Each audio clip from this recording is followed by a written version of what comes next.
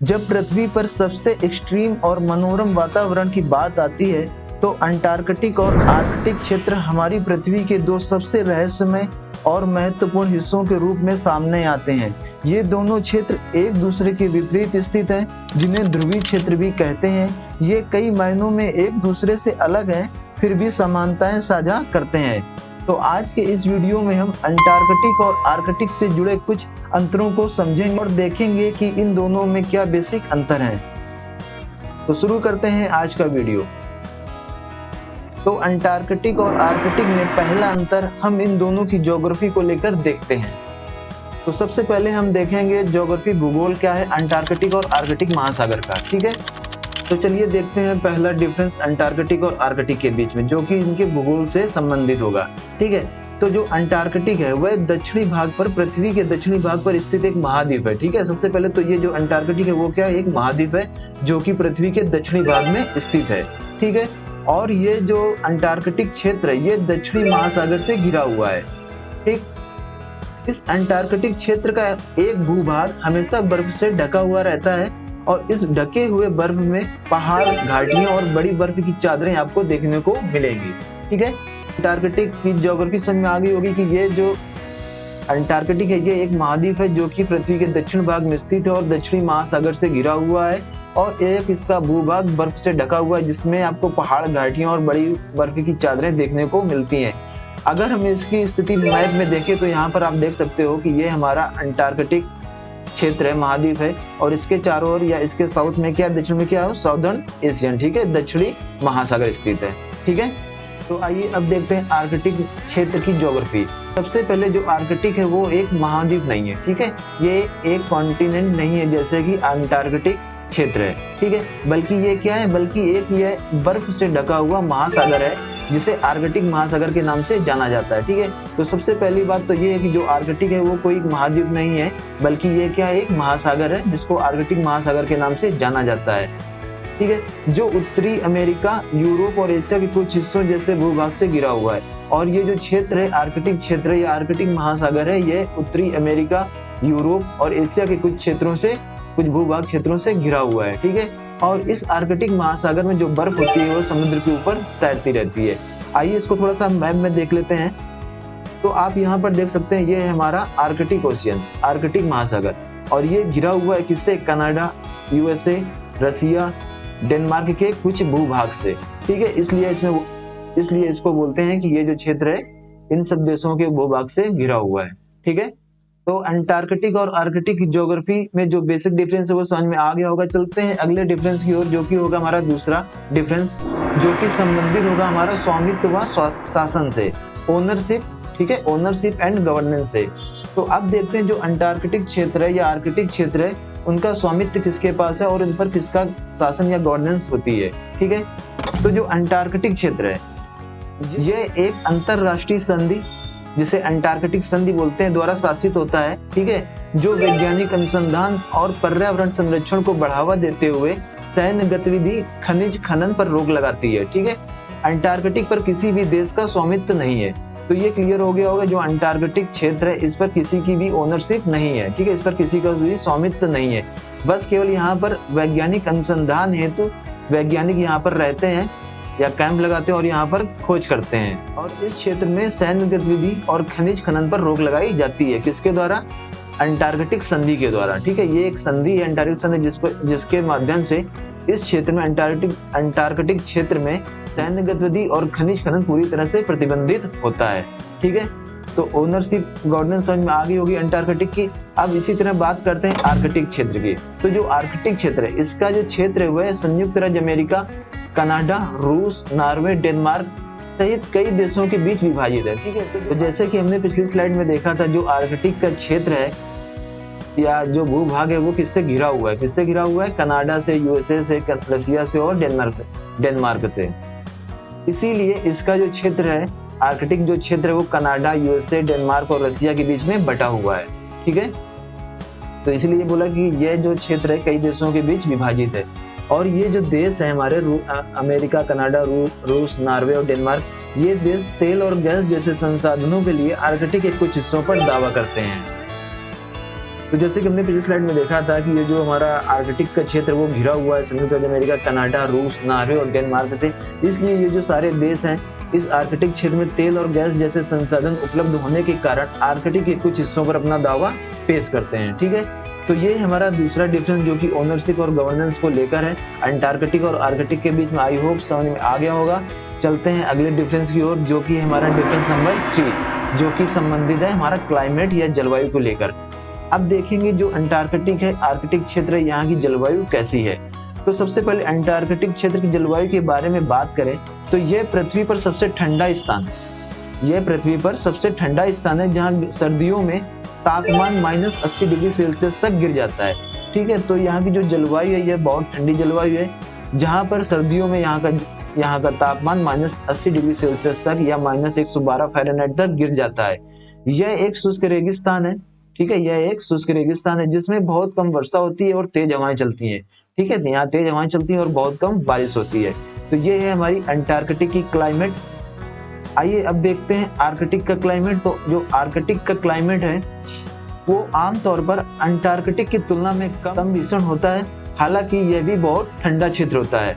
यहाँ सर्दियों में जो तापमान होता है वो -40 डिग्री सेल्सियस तक चला जाता है या -40 फ़ारेनहाइट तक गिर जाता है, जबकि गर्मियों में यहाँ का तापमान शून्य से थोड़ा ऊपर आ जाता है। ठीक है, जब गर्मी आती है तो जो यहाँ का तापमान होता है जो -40 डिग्री सेल्सियस सर्दियों में नीचे चला जाता है वो गर्मियों में शून्य से थोड़ा ऊपर आ जाता है। ठीक है, आर्कटिक में गर्मियों में अधिक वर्षा होती है इन कंपैरिजन टू अंटार्कटिक क्षेत्र के। ठीक है, तो यहाँ पर ज्यादा बारिश होती है अंटार्कटिक से। तो ये था हमारा तीसरा डिफरेंस जो कि क्लाइमेट को लेकर था अंटार्कटिक और आर्कटिक की जलवायु के बीच में।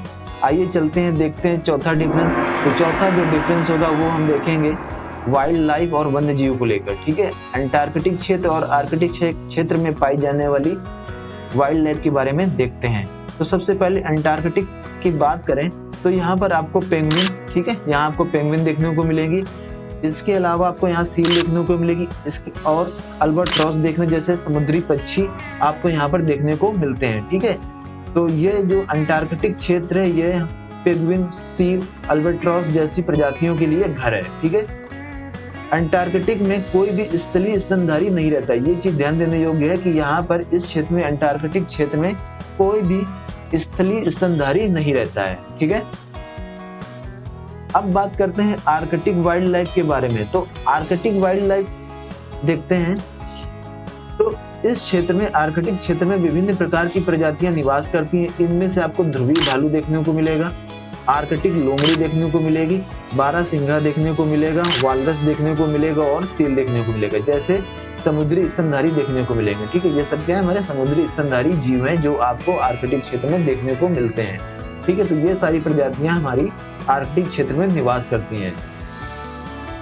अब जैसे हमने अंटार्कटिक में देखा था कि यहाँ पर कोई भी स्थलीय स्तनधारी नहीं रहते हैं, उसके विपरीत आर्कटिक क्षेत्र में यहाँ पर भूमि स्तनधारी या स्थलीय स्तनधारी आर्कटिक में पाए जाते हैं। ठीक है, तो ये था हमारा चौथा डिफरेंस जो कि वाइल्ड लाइफ से संबंधित है अंटार्कटिक और आर्कटिक से। चलते हैं अगले डिफरेंस की ओर जो कि है डिफरेंस नंबर 5 और ये डिफरेंस जुड़ा है हमारा ह्यूमन प्रेजेंस। ठीक है, मानवीय उपस्थिति। अब देखते हैं अंटार्कटिक और आर्कटिक क्षेत्र में रहने वाली मानवीय उपस्थिति के बारे में। ठीक है, तो अंटार्कटिक क्षेत्र में कोई मूल मानव आबादी नहीं है। तो अंटार्कटिक क्षेत्र में एक बात क्लियर है कि यहाँ पर कोई भी मूल निवासी निवास नहीं करते, मूल मानव आबादी यहाँ पर नहीं है। केवल अस्थायी निवासी मुख्य रूप से वैज्ञानिक और शोधकर्ता अनुसंधान स्टेशनों में रहते हैं। यहाँ पर मूल मानव आबादी नहीं है, लेकिन अनुसंधान के लिए, रिसर्च के लिए यहाँ आपको वैज्ञानिक देखने को मिलेंगे और उनसे संबंधित उनकी अनुसंधान स्टेशन देखने को, रिसर्च स्टेशन देखने को मिलेंगे अंटार्कटिक क्षेत्र में। ठीक है, इसके बाद देखते हैं आर्कटिक क्षेत्र में। तो इस आर्कटिक क्षेत्र में आपको स्वदेशी लोग हजारों वर्षों से आर्कटिक में रह रहे हैं। तो यहाँ पर आपको स्वदेशी लोग देखने को मिलेंगे, यहाँ पर स्वदेशी लोगों का निवास है। इनमें कौन कौन शामिल है? इसमें आपको इनुइट आपको देखने को मिलेंगे, सामी देखने को मिलेंगे, नेनिट्स देखने को मिलेंगे। तो इससे क्या पता चलता है कि आर्कटिक क्षेत्र में आपको स्थानीय मानव बस्तियां देखने को मिलती हैं या उपस्थित हैं यहाँ पर। ठीक है, तो ये था हमारा 5वां डिफरेंस जो कि ह्यूमन प्रेजेंस को लेकर था अंटार्कटिक और आर्कटिक क्षेत्र में। चलते हैं नेक्स्ट डिफरेंस की ओर जो कि है डिफरेंस नंबर 6 जो कि संबंधित होगा हमारा आइस एंड मेल्टिंग ट्रेंड्स, बर्फ और पिघलने की प्रवृत्तियां। अब देखेंगे कि अंटार्कटिक आर्कटिक क्षेत्र जो कि बर्फ से ढके रहते हैं, जहाँ पर बहुत अधिक मात्रा में पाई जाती है, उस बर्फ की पिघलने की स्थिति या ट्रेंड क्या है। ठीक है, तो सबसे पहले अंटार्कटिक की बात करते हैं। तो जैसे कि हमने शुरुआत में देखा था कि जो अंटार्कटिक क्षेत्र है वो हमेशा बर्फ से ढका रहता है, तो जो इसकी अधिकांश भूमि है वो हमेशा बर्फ से ढकी रहती है। ठीक है, तो जो इसकी बर्फ है, अंटार्कटिक क्षेत्र की जो बर्फ है वो कहाँ पर है, भूमि स्थल पर है। यदि अंटार्कटिका की सारी बर्फ पिघल जाए, सपोज मान लीजिए कि अगर अंटार्कटिक की सारी बर्फ पिघल जाए, तो जो वैश्विक समुद्र का स्तर है, ग्लोबल सी लेवल है, वो क्या होगा, 50 मीटर तक ऊपर बढ़ जाएगा। ठीक है, 50 मीटर तक उसमें वृद्धि हो जाएगी। इस क्षेत्र की बर्फ मोटी है लेकिन पिघलने की अलग अलग डिग्री दिखाती है। ठीक है, यहाँ पर जैसे हमने बात किया अंटार्कटिक में बर्फ तो है, लेकिन जो बर्फ की पिघलने की प्रवृत्ति है, ट्रेंड है, वो क्या है, अलग अलग ट्रेंड है। ठीक है, कभी ज्यादा कभी कम, किसी मौसम में कम किसी मौसम में ज्यादा, इस तरह का अलग अलग वेरिएशन दिखाती है। यहाँ पर खास करके ये वेरिएशन आपको कहाँ देखने को मिलेंगे, पश्चिमी अंटार्कटिक में। ठीक है, तो ये था हमारा अंटार्कटिक क्षेत्र, जहां हमने आइस और उसके मेल्टिंग ट्रेंड को देखा। अब बात करते हैं आर्कटिक क्षेत्र की। तो आर्कटिक क्षेत्र में जो बर्फ है वो मुख्य रूप से समुद्री बर्फ है। ठीक है, जो अंटार्कटिक क्षेत्र में बर्फ थी वो कैसी थी, स्थल पर थी, भूमि पर थी, लेकिन जो आर्कटिक क्षेत्र की अधिकांश बर्फ है वो समुद्र के ऊपर है, जो कि पतली होती है और पिघलने के प्रति अधिक संवेदनशील होती है। ठीक है, तो ये क्या है, अधिक संवेदनशील है अंटार्कटिक की अपेक्षा। तो ये ध्यान रखिएगा कि जो पर्यावरण से, जो क्लाइमेट चेंज से सबसे ज्यादा नुकसान होता है वो किस एरिया को होता है, आर्कटिक क्षेत्र को होता है, क्योंकि यहाँ की जो बर्फ है वो पतली परत में है और क्लाइमेट चेंज की ओर ज्यादा संवेदनशील होती है। इसके अलावा जलवायु परिवर्तन के कारण आर्कटिक बर्फ का आवरण तेजी से सिकुड़ रहा है। ठीक है, जैसे कि मैंने बात की है कि जो यहाँ क्लाइमेट चेंज होता है, क्लाइमेट चेंज हो रहा है, उसकी वजह से जो आर्कटिक बर्फ का आवरण है, ये जो कवर है आर्कटिक बर्फ है, वो तेजी से क्या हो रहा है, कम हो रहा है, सिकुड़ रहा है। ठीक है, जो समुद्र के स्तर को बढ़ाने में योगदान दे रहा है। अब जब ये बर्फ का क्षेत्र कम होगा, सिकुड़ेगा, तो वो बर्फ क्या होगी, पिघलेगी, जिससे कि जो समुद्र का स्तर होगा वो क्या होगा, बढ़ेगा। ठीक है, तो आई होप ये डिफरेंस नंबर 6 समझ में आ गया होगा, जो कि रिलेटेड था हमारा ice and it's melting trend को लेकर। ठीक है, चलते हैं नेक्स्ट डिफरेंस की ओर, जो कि है डिफरेंस नंबर 7 की संबंधित है डे लाइट से। ठीक है, अब हम बात करेंगे कि अंटार्कटिक और आर्कटिक क्षेत्र में डे लाइट की क्या स्थिति होती है, कितने टाइम का दिन होता है, कितने टाइम की रात होती है। ठीक है, तो आइए देखते हैं। तो इन दोनों क्षेत्रों में अत्यधिक मौसमी दिन के उजाले में भिन्नता का अनुभव होता है। गर्मियों में जो ध्रुवीय दिन होगा, ठीक है, जब गर्मी आएगी तो उसमें जो ध्रुवीय दिन होगा वो क्या होगा, 24 घंटे का होगा, यानी कि 24 घंटे की धूप खिली रहेगी। 24 घंटे का दिन होगा जब गर्मियों में ध्रुवीय दिन आएंगे। और जब सर्दी की बात आ गई तो यहाँ ध्रुवीय रातें स्टार्ट हो जाती हैं, और ये जो ध्रुवीय रातें होती हैं, ये 24 घंटे की होती हैं और 24 घंटे का अंधेरा होता है। ठीक है, तो यहाँ पर 24 घंटे की दिन, 24 घंटे की रात जैसे वेरिएशन देखने को मिलते हैं। ठीक है, हालांकि इन अवधियों की लंबाई दोनों के बीच में थोड़ी भिन्न हो सकती है, लेकिन इन दोनों अवधियों में या इन दोनों की अवधियों की लंबाई में थोड़ी थोड़ी भिन्नता है, ये थोड़ा थोड़ा वेरिएशन आपको देखने को मिल सकता है। ठीक है, तो ये था हमारा डिफरेंस नंबर 7। तो ये थे हमारे अंटार्कटिक और आर्कटिक क्षेत्र के कुछ बेसिक डिफरेंस, जिनको हमने इन स्लाइड में देखा। आशा करता हूँ आपको समझ में आया होगा। इससे पहले कि हमने एक वीडियो में national park, wild life sanctuary और बायोस्फीयर रिजर्व के बीच में डिफरेंसेस को देखा है, तो एक बार जरूर उस वीडियो को चेकआउट कर लीजिएगा। मिलते हैं अगले किसी और वीडियो में, तब तक के लिए धन्यवाद।